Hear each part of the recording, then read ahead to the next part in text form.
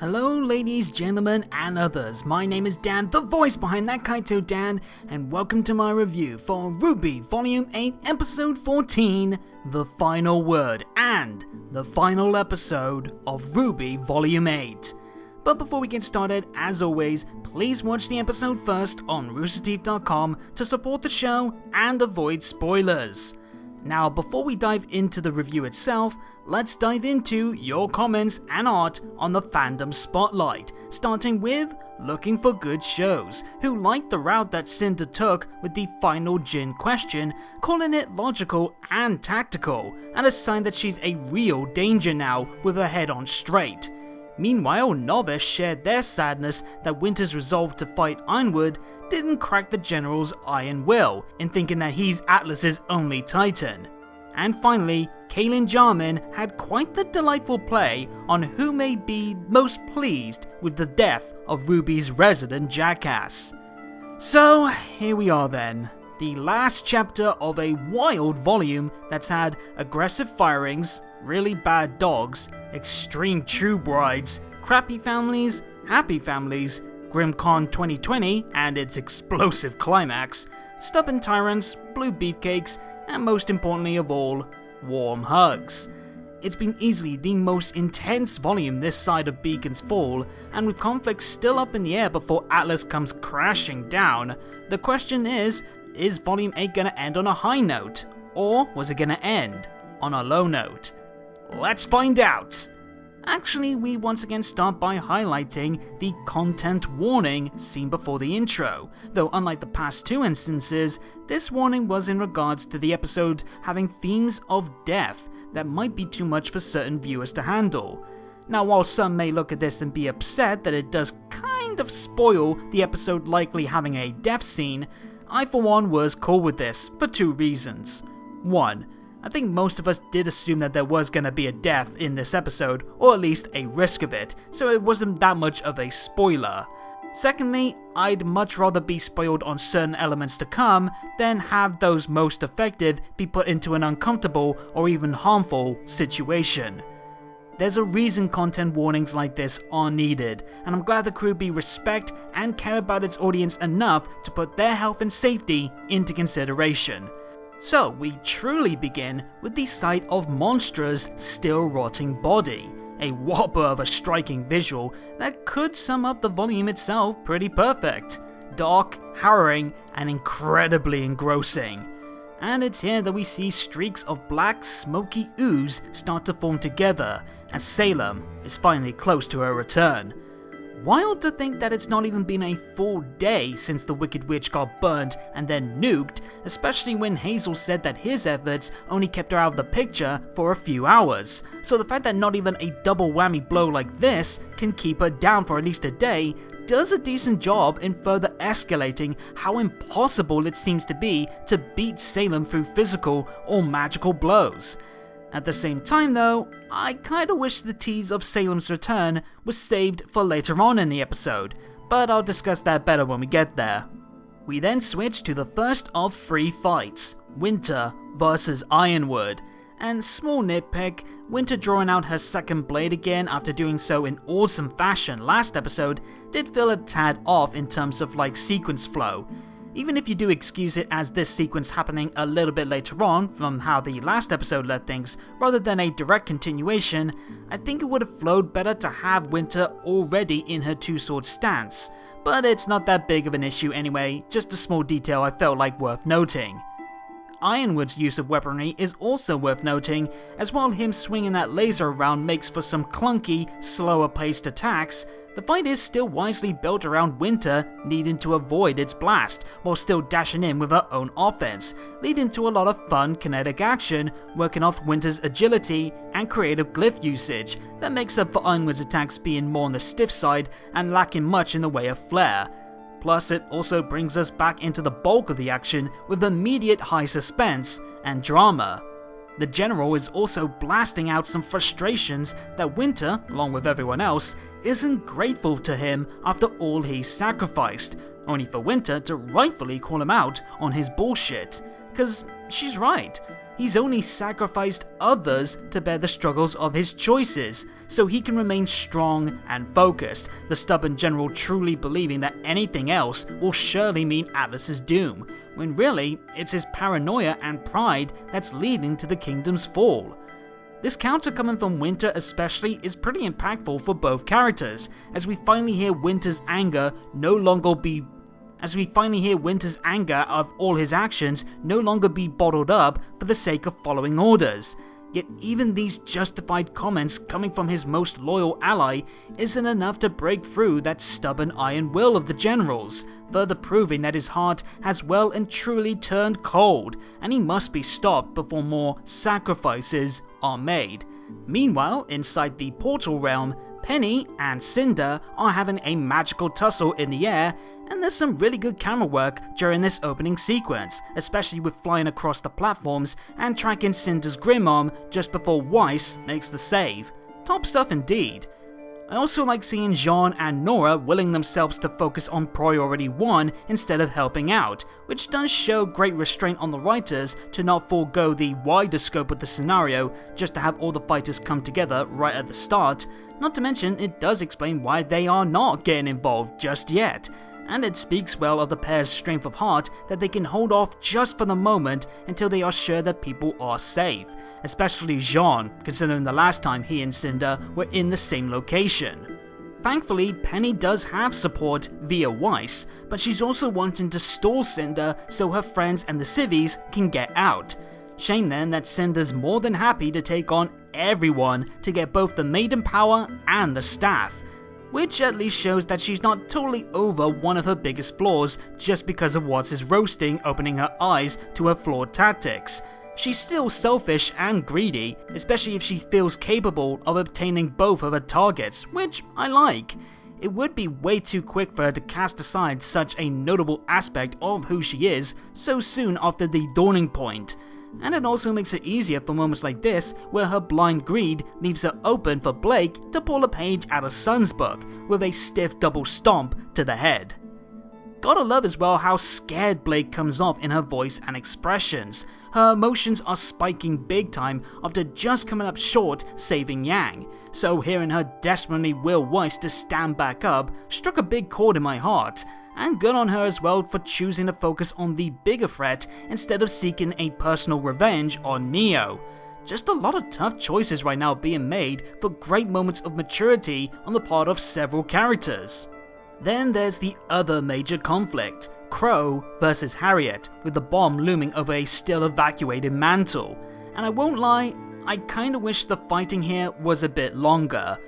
Granted, there's not much you can really do in such a limited space to fight in, but I still would have liked a little bit more action to build up even more tension, especially considering this was a fight teased for a long while with a lot of personal animosity involved. Maybe when Crow has to push this slipping bomb back, Harriet keeps on hitting him with rapid punches, but he's not letting go, or Crow pins the bomb down with his weapon for a moment, giving him time to give Harriet some of his own stiff shots, giving us enough close calls here or there, and better work off the bomb detail before we get to the breakdown. Alas, the focus soon turns to Vine and Elm arriving on Robin's ship.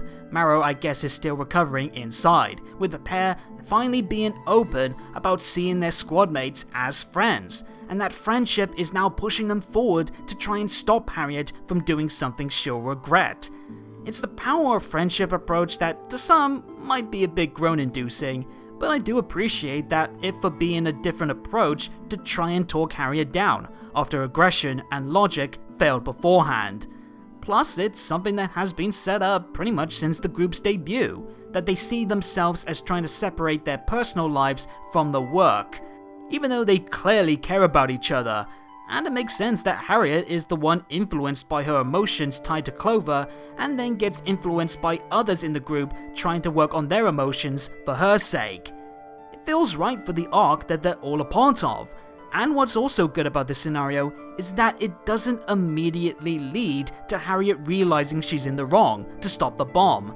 She's instead caught in two minds based on her reaction, and the moment is interrupted for the moment by the bomb slipping out of Crow's grip, avoiding a rushed face turn and leaving Harriet's state of mind on a bit of a knife's edge for a few more moments.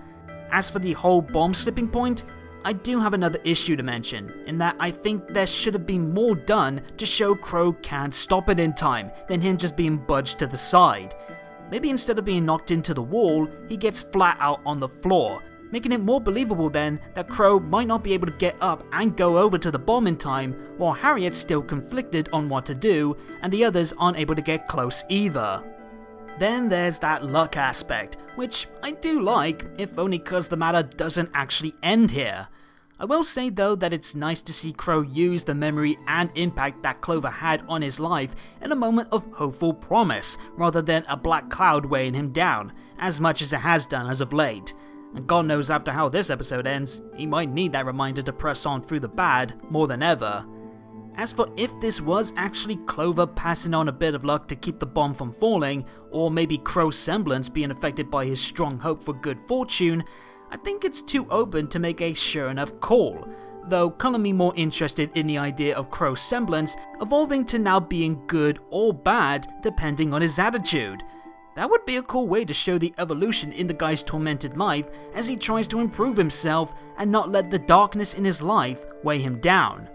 But yeah, the issue isn't over just yet, as then Watt starts the countdown on his end, which does lessen some of the convenient trope cheesiness of this last gasp escape, as it jolts the danger back in with a bigger reason for panic, and it also acts as the last thing to really snap Harriet out of her reckless mindset, slapping her in the face with the weight of her actions in a way that even she can't race past and ignore, a turn that I feel is only made effective by the prior attempts from her teammates that make her realize she's letting her emotions lead her down the wrong path. This then leads into Vine deciding the only way to safely stop the bomb from destroying them all and those still escaping down below is by using his semblance, sacrificing himself in the process. And even though Vine has been rather thin, and I'm not talking about his body, in terms of worthwhile material, that has made it kind of tricky to invest in the guy, I won't lie, I did feel bad for him and for the rest of the team, mostly thanks to the sincere performances from Todd, Dawn, and Daenerys. It's sad to see this group that's clearly been wounded by the loss of one teammate now have to deal with another so soon after learning to embrace seeing each other as friends. And Daenerys especially made this moment all the more tragic with her raw as heck screams of anguish. It's not easy to make that kind of reaction feel genuine, but damn if Daenerys didn't put her soul into those screams, which I have to praise massively. And yeah, this must be tearing up Harriet the most. Her attitude and actions this whole volume has been motivated thanks to how she's struggled to deal with Clover's death in a positive way, and now she's losing another friend, and it's in large parts her fault. If we do see Harriet stick around long term, or appear again later in the series, it'll be intriguing to see how she deals with that weighty guilt on her heart, and this does make me feel somewhat bad for her, even after being a major bitch for most of the volume. It doesn't completely absolve her of her actions, but it does at least make me hope that she can make up for it moving on. Overall, this is probably the weakest portion of the episode, because of the shorter than hopeful brawl, and some of the awkward execution in its set pieces. But the core of the scene, in its emotion and how this could affect its featured cast moving forward, does still give it some bright spots to cling on to. And it's not too long as well that it cuts into the stronger positives found in the other scenarios. Speaking of which, we got more of Neo fighting RWBY, who was fighting back as well some tears, believing that Yang died thanks to the pint-sized killer, and a fantastic bit of emotional detail in amongst all the stylish action, which, as ever for a Neo battle, is pure eye candy. This is the girl who always tries to not let her pain show as she keeps moving forward, yet even her strong heart can break at the thought of losing her sister. And it's good as well the sequence slows down just enough to let the sight of this sink in, to show that yes, RWBY's fighting on as you would expect, but she's also deeply wounded, and what happened before did make an impact. in spite of what some people think about RWBY's initial reaction to Yang's fall. Now, I say this with the best intentions in mind, and it's not a jab at Kara herself, but I do think her delivery here, when Weiss skates in to help, is lacking a sense of urgency and strength, making for a somewhat tame lead-in to an otherwise awesome moment of Weiss bashing Neo with a staff into a portal. Not sure if this was just a bad read that we could take being used or some issues while recording, but it's still something that I did want to address, especially as someone who takes a keen interest in the voice acting of these reviews, and as also someone who knows Kara is still a stellar performer in spite of this below form take. Again, I say that with the best intentions and not to insult Kara herself. With Neo getting overwhelmed, it seems Cinder has decided to take matters into her own hands, ridding herself of Blake and Penny for the moment to set off a fire mine below the White Rose pair, only for Weiss to take the blow in RWBY's stead, leaving her once again with Neo, who not only snatches the staff, but also causes RWBY's scythe to fall into the void, swiftly escalating this fight in a very exciting way, knowing full well that a melee-lacking RWBY could never beat Neo, so now we're left wondering, how will she handle this? The answer? Bait Neo in for a fake-out, dipping around the path, and then knock her off instead. Pretty crafty stuff that, and a nice continuation of RWBY being able to outthink Neo after the Power Sword trick back in Volume 3, with Lindsay's read of "Whatever it is you wanted, I hope it was worth it" being especially badass, yet still flavoured well within a tinge of bitterness and pain. Speaking of pain, ooh, that's gotta hurt. And now both Neo and RWBY are left hanging with Cinder looming over them. And much to Neo's surprise and displeasure, Cinder's more than willing to let both of them drop, the Vixen remarking that Neo's prior threat back in the alley being the instigator for this backstabbing. So much for being considerate of her allies, and yet, boy do I love this. People may get a bit twisted thinking that Cinder needed to learn about being thoughtful for those around her, or learn the strength in bonds like her enemies have. But nah, she just needed to learn, at least in her mind, how to best utilize people around her for her gain, instead of banking on just going in guns blazing like she has done for the last couple of volumes. Even if it meant acting humble as well or being apologetic, it's more of that classic manipulative talent that I talked about loving from way back during the show's infancy that I'm glad to see return. And it makes a lot of sense why she decided now is the time to play her hand with two of her biggest thorns in the side so vulnerable. And what makes this moment even better is the fake out after this, when Blake gets thrown by Penny to ribbon swing her way down and save RWBY, only for Cinder to seal the deal by burning the ribbon, causing both of them to join Neo in falling into the void. Great rapid fire bait and switch to make the viewer think that RWBY narrowly avoided the drop, only to smush those hopeful feelings just as soon as they appear, and add to the shocking climax with the addition of Blake falling too, now leaving us with just one Team RWBY girl left standing. Weiss, who does something that I've been wanting to see for a long time, use someone else's weapon. Seeing characters swap their usual weapon for someone else's is one of my favourite tropes, and though we kinda got it before with Yang using a bit of Gamble's Shroud to stab Adam, here we got the full weapon being used, and it results in seeing the high-class rapier-wielding Weiss shoot a flipping gun, the last remaining piece of a falling ally to boot, and this powerful shot also benefits from some more effective use of tears for some added emotional zing.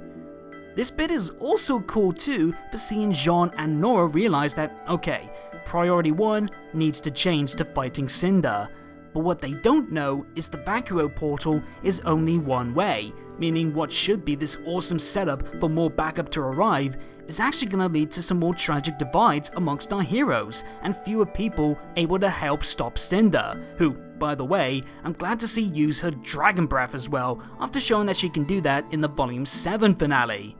Having Cinder fight like a proper dragon-level demon woman fits so well to her character, and just looks cool to boot, as does seeing Penny and Jean rush to Weiss's aid with some badass moves of their own, and this epic as heck stare down between Cinder and 3 people with plenty of personal reasons to want to take this monster down. But before the fighting continues, Cinder's arm starts to freak out, a sign to them all that Salem is indeed back from the dead. And this is where I want to say that I wish the reveal of Salem's return was first revealed, not the opening scene at Monstra, as that would have made for an even better surprise that makes this perilous situation become that much more problematic, that oh snap, Salem is back and we need to end this now. Either way, Cinder kicks up the fighting again, and she catches on as well that Penny will dive in to block any shots aimed at her friends, so she uses that to her advantage and divides the trio in walls of flames.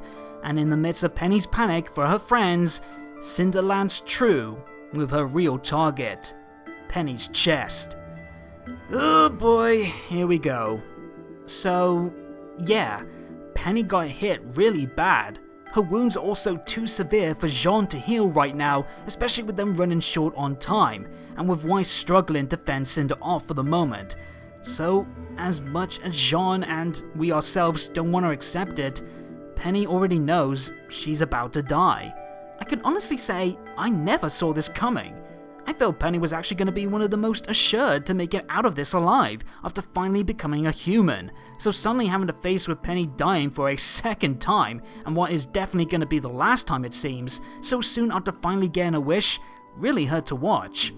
However, before she passes on, she wants Jean to help out with not just ending her pain, but also aiding with her last wish, meaning she wants Jean to kill her. The slow realization of both Penny dying and her asking Jean to stop her suffering is really heavy stuff, thus the justified warning at the start, and it's very well executed as well on a visual and an audible front. The weak and soft pleas from Penny and the cracks in Jean's desperate hope for a better way out of this just breaks my heart into pieces, alongside the gentle, sorrowful music in the back, as does the masterfully poignant shot of Jean's pained eyes reflected in his sword, while a weakening Penny looks up with a silent smile. Adding to the high drama is the back and forth going on with both Schnee sisters getting absolutely bodied by their opponents, further escalating just how grim things look for the heroes, and why, as much as it hurts Jean to do this, he has to relent. And thus, Cinder's assault gets halted by an absolutely haunting scream of anger and sadness from Jean, and the painful sight of a still Penny, the fallen tears, and the dripping blood confirming the deed is done. Suddenly, we're whisked to a white void and a perfectly healthy Penny giving us her trademark salutations to a confused Winter. And I won't lie, part of me did think, oh god, did she die too? Because she did just lose her aura in the fight against Ironwood, and he was aiming the laser at her. So, is this the afterlife? But no, it's actually just a symbolic meeting, as Penny has decided to have Winter be her final fort, making her the new Winter Maiden. What a tragic yet charming way to bring things back around for these two people most tied personally to the Maiden power. A pair that forged one of the most sincere relationships over these last two volumes, where they bonded over their respective struggles, acting on their desires and against their orders. The roles reversed between the restricted machine and the open human reflected wonderfully as well in Penny now holding Winter's hands, after the reverse happened the last time they spoke together so personally, as Winter confesses she feels unworthy of this power in spite of once feeling like it was her destiny, showing just how much Penny made an impact on her for the better. And in turn, it gets the best response, with Penny only seeing Winter as her friend. Someone she wants to see live on, free from ever holding back her feelings again, and someone who she can trust will use the power just as she would want to protect the lives of the people they love and care about. What makes this whole moment feel that much more special is because, for the first time in her life, Penny got to make her own choice without anything holding her back. In the past, she's had the military, Ironwood, her father, her enemies, and even her friends make choices regarding her that she herself doesn't really agree with, and yet she had no choice but to accept. So having her last act be something of her own volition, and for the sake of the people she loves, feels like the perfect end. Heck, the fact that she's able to end things on her terms now is a massive boon for her character, given how her first life ended. Seeing her go out with a smile, comforting her dear friend, and going into the afterlife believing she did right is the best way to go about for her true ending, and to take some of the sting as well out of this pain and lessen the hurt just a little. Am I sad to see this be the end of Penny? Of course! I love the little ginger snap. Her spirited nature is so delightful to watch, and I wanted her to see a life of a human for just a little bit longer, especially to see Pietro's reaction. I can see why some may feel this sharp end after such a high might come off as a bit rushed for some to accept easily, though at the same time, it also fits in with past talk about how Penny has always been a normal girl just like any human, deep down. The only hindrance really being her robotic body and being pulled in so many directions without her say in the matter. So, in a way, she's already lived the life of a human, found her place in the world, had great memories, and made bonds that will last a lifetime even beyond her own. And because of that, I can accept this being her end for all the deeper context layers, at least still making this a bittersweet moment as much as it is enough to send me into tears. Also, is it just me, or did they make Penny look like her old self here with the short hair as she fades away? Was that done on purpose? Anyone who worked on the scene watching this, please let me know, I would love to find out. Oh, and lest I forget, the beautiful music box score piece that plays in the background and further breaks my heart, and the superb performances by both Taylor and Elizabeth. Magical, moving, and as pure as Penny herself. A truly painful yet beautiful sayonara. We then cut back to the vault, where Ironwood realizes that Winter has just become the new Winter Maiden, boldly claiming that it's her destiny that he chose for her finally arriving. Perhaps in his blind pride and ego, he wants to take credit for this as it falls in line with his initial plans, when in actuality, it's not a choice made by him, but rather a gift from a friend. Winter summons her power and looks damn cool in the process, and I just love that instead of blue fire helping her fly, akin to how Penny and Cinder have used the magic, she has a snowy tornado, much better suited to her powers and Winter herself. And I hope this becomes the trend again, since Amber and Raven didn't use fire, and the whole element has been kind of overplayed recently in terms of maiden magic. She also uses ice to reflect Ironwood's laser back at him, leading to this rather funny but still killer snapshot that I got. And then she flies off into the portal realm, where we see Jean and Cinder clash swords, resulting in Crochet Moors being broken. Damn, there's a lot of weapons getting damaged or lost in this episode. Really makes me wonder how things will go for those involved in the later stuff that we'll get to soon. Though I guess this really does put a cap on those Crochet Moors is actually the sort of destruction theories. Anyway, Cinder is rightfully pissed, as expected, wondering where the power went, only for Winter's arrival to answer that question, leading to another pretty awesome mid-air maiden brawl, and more equally awesome music accompanying it. Proper blockbuster final arc epicness sounding stuff, as Winter shows off her incredible skill mixing maiden magic, her glyphs, and her twin swords combat. Super crisp animation, a lot of cool sequences working off the freedoms of movement that they have, and seeing Cinder's back against the wall after being, pun intended, on fire for the bulk of this arc was super satisfying. Of course, Cinder just can't help herself but try and aim at her enemy's friends, with Jean and Wise barely able to escape the initial blast thanks to Jean's pop-up shield, only sending them into another fire mine, rocking the night bad, and much to Winter's dismay, sends Weiss into the void too. Now, the whole of Team RWBY is in the unknown, which I think most of us expected. However, I like that none of the remaining 3 examples came from them diving in hoping to rescue Yang. I saw that idea get tossed around a fair bit, and I felt it didn't really make much sense since, yeah, obviously they would worry about Yang if she's still alive, but they had no clue if that was the case, and they also know how important they are to Remnant's odds of survival, so I couldn't see them willingly dive into what could be certain death on the bleak hope of saving Yang, leaving Remnant to fend for itself. So yeah, this is the much better approach to those outcomes. Naturally, Winter and Jean would want to tear Cinder apart for seemingly killing the girls, but once again, Salem makes her presence known, with a scream so loud it causes the portals to shake. So as much as it pains them, they both have to leave now before it's too late, though not before Elizabeth does another stellar job in her delivery, sounding well and truly pissed while promising to make Cinder pay. Absolute banger of an episode for Miss Maxwell this. But yeah, this means Cinder gets away scot-free and with the staff in hand too. In fact, as she leaves herself, the portals then disappear, meaning that she used it, which makes for one final bit of tension, wondering if Jean and Winter will make it out in time. Well, one of them did, though I can't really blame Winter for not helping Jean till it was too late, since she and him had no clue the portals were about to close. But yeah, Jean's the last to fall, meaning him, Neo, and all of Team RWBY are left with their fates unknown. And of course, we will discuss their fates soon enough, or at least a little bit. First though, we check in on Vacuo, and where Team Green are still struggling to hold off the Grim, while Nora is distraught trying to get back through the portal.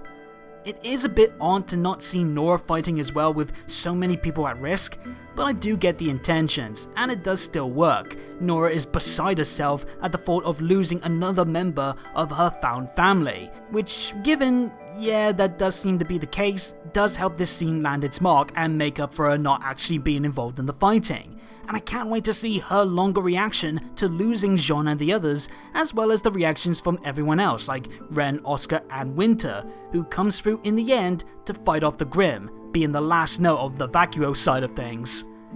So let's talk about these lot in Vacuo. We got Ren, Nora, Oscar, Emerald, Winter, Fiona, May and Joanna, plus Whitley, Willow, Klein, and most importantly of all, Drunkman and his mate. What's interesting is there's still no confirmation of Team Funky being a part of the evacuees if they survive the nuke, nor any sign at all in this episode of Pietro and Maria. You'd imagine if the first group did survive, they would have at least popped up in the background, so I do wonder if they died, or if they're going to be addressed for one reason or another later on in either the next volume or a next E.C. Myers book. Meanwhile, Pietro and Maria could be on the bench long term until much later on for a big reunion comeback. And of course, this whole Vacuo stuff didn't have a single appearance from Team Coffee or Team Sun, which, you know, made me sad not seeing Velvet, but you know what, we're probably going to see them in Volume 9 or in the next E.C. Myers book, so it's just a matter of when, not if. Some people do wonder though if the Vacuo side of things will be featured in Volume 9 or if it's going to be saved in that supposed E.C. Myers book coming up soon. And personally, I would prefer it to be in Volume 9, since there's so many characters to focus on that might be too much for one book to handle, and it feels too vital a section of the story to cover outside of the main series, though we'll have to wait and see.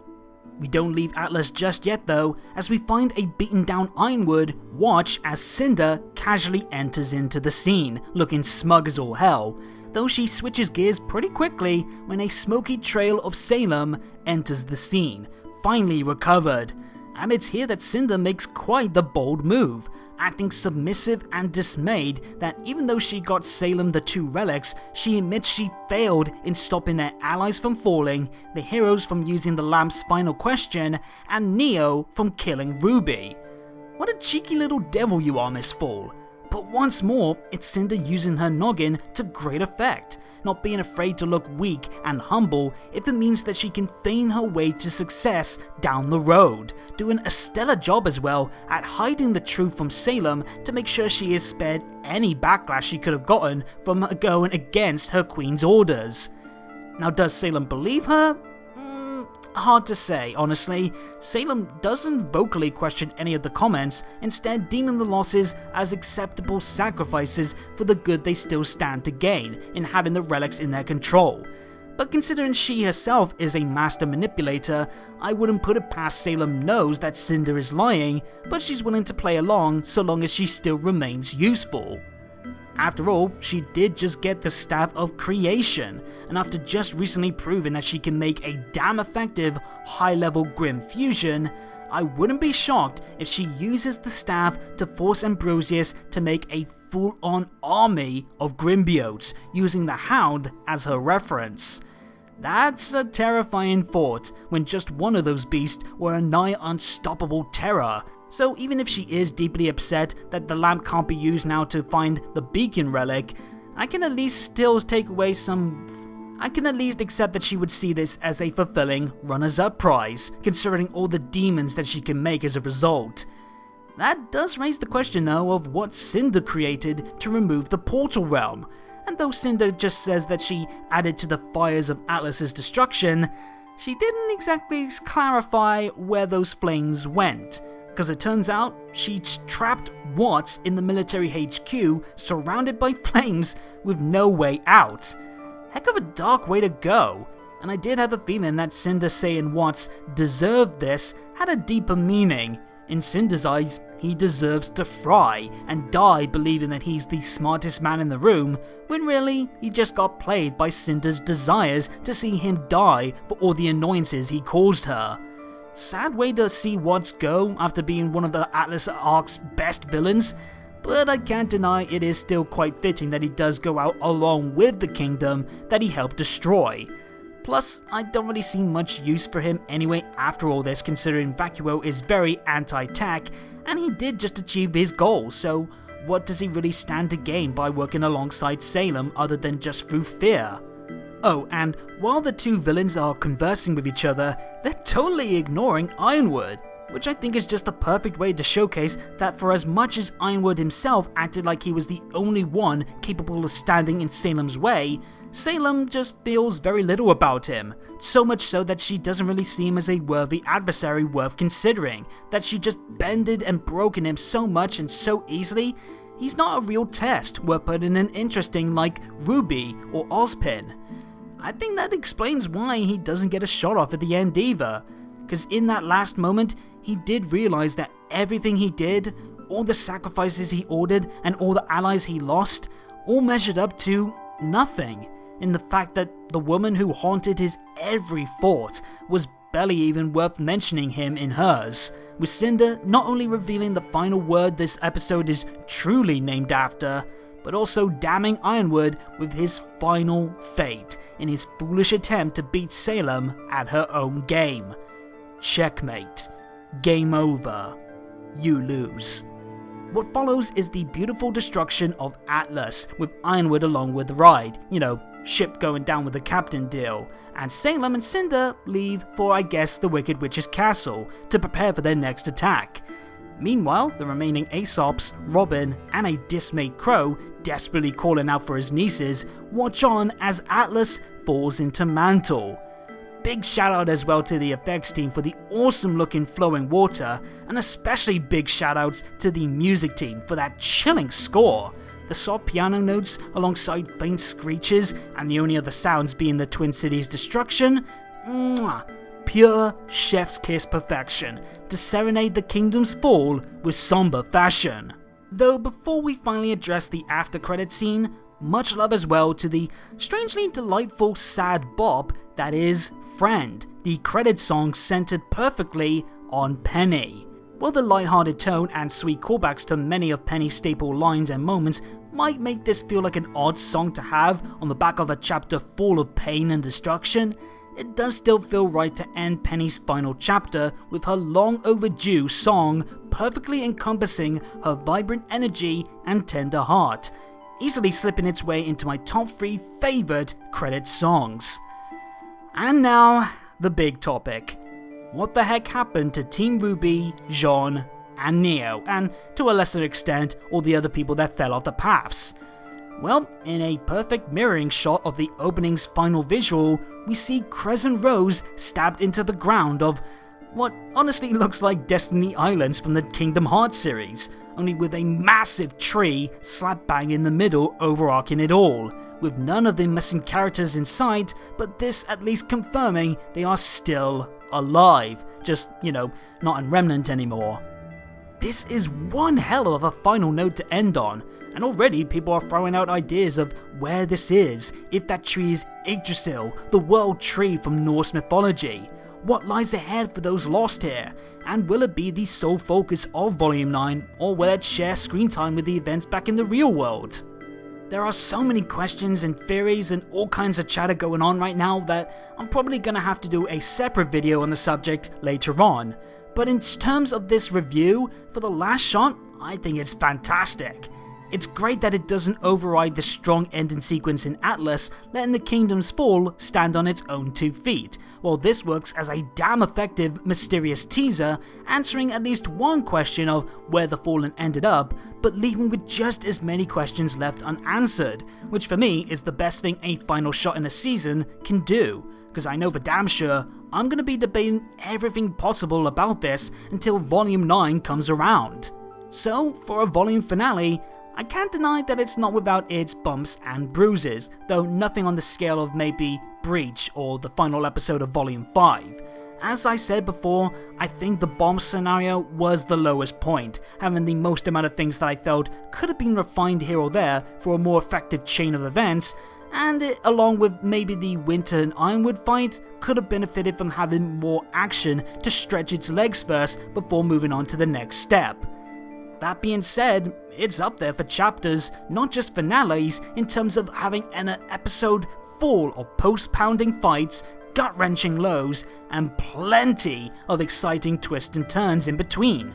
For as short as some of the fights were, the combat was still tons of fun, with slick animation working remarkably off the emotional context and the unique skills of their combatants, my personal favourites being Cinder vs Winter and RWBY vs Neo for their strong pacing, style, and emotional impacts.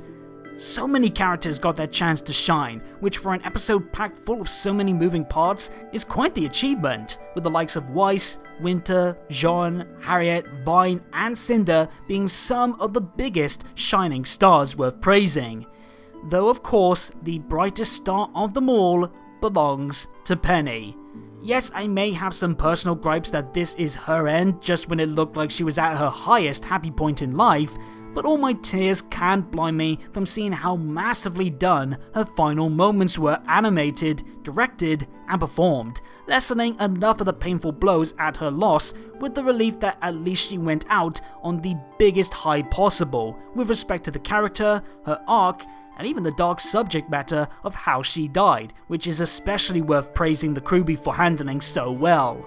The music was absolutely sublime as well, easily some of the best final pieces in the volume and maybe the series as a whole, and bar one or two wide-of-the-mark deliveries, the performances all nailed their massive respective emotions to a T as well. What's more, this finale succeeds in the primary goal of any volume finale: cap off the themes and arcs covered throughout the volume smoothly and entertainingly, whilst also setting the stage for what's to come with enough of a hook worth being invested in, which I can say with confidence was definitely a successful mission this time out. And so for the final time this volume, let's hand out some episode awards. Scene of the episode?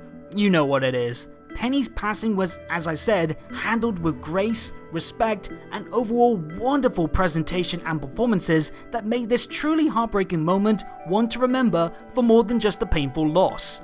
I could also give Penny the character of the episode too, just for this moment alone, but I do actually want to give it to Winter, as I think she deserves it just a bit more, as the new maiden not just had this banger of a scene to cherish on top of everything she had to do, but she also rocked the house against Ironwood and Cinder, and had the bulk of the most emotionally striking deliveries, which ties in nicely with me giving Elizabeth Maxwell the voice acting gold star. Though much love as well to Aneris for that scream, Miles for that excellently emotionally torn performance, and Taylor for sending Penny off with all the charm and sincerity that made Penny such a treat.